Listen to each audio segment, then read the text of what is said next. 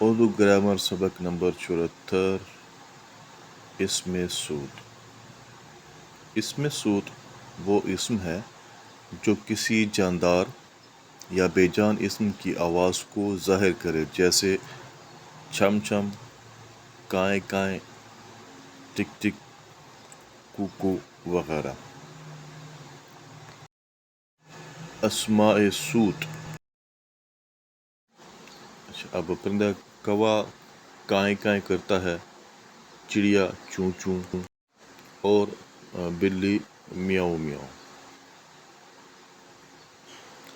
کبوتر غوٹر غوں کرتا ہے، کوئل کوکو کرتی ہے، اور گھوڑا کیا ہے، اس کی ہنہناہٹ ہوتی ہے۔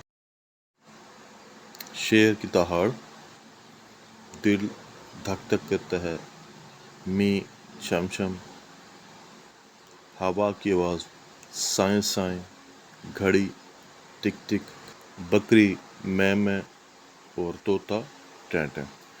تو یہ تھے اسماء سود، چند مشہور اسماء سود جو کسی جاندار یا بے جان چیز کی آواز کو ظاہر کرتے ہیں۔